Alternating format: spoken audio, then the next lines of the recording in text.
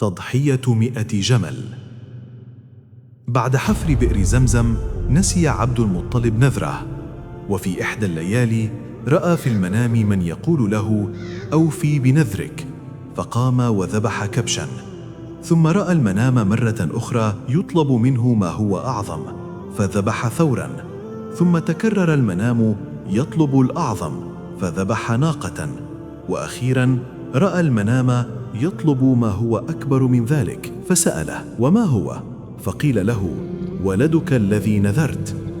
جمع عبد المطلب أبناءه وذكر لهم النذر، فنكسوا رؤوسهم صمتا.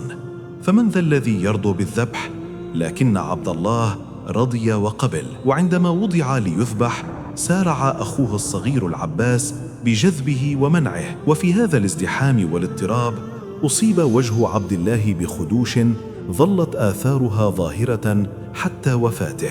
في هذه الأثناء جاء رجال من بني مخزوم وأشاروا عليه بالفداء، واتفقوا على إجراء القرعة بين 10 من الإبل وبين عبد الله. فإذا خرج سهم عبد الله زادوا 10 من الإبل وأعادوا القرعة، وفي كل مرة كان يخرج سهم عبد الله حتى وصل العدد إلى 100 ناقة. عندها فقط خرج سهم الإبل. وهكذا نحرت 100 ناقة وأكل لحمها من قبل البشر والحيوان والطير.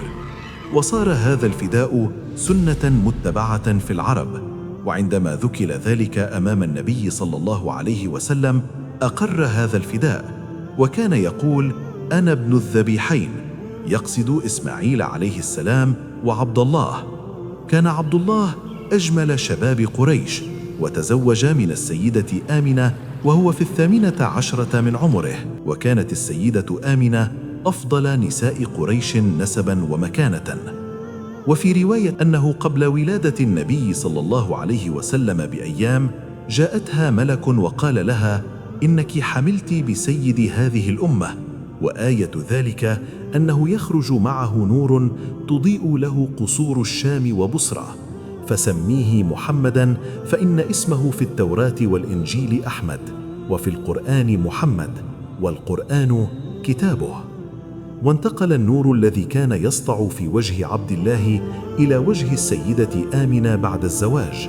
وكان عيسى عليه السلام هو آخر الأنبياء الذين بشروا بقدومه صلى الله عليه وسلم، وهذا المذكور في القرآن الكريم.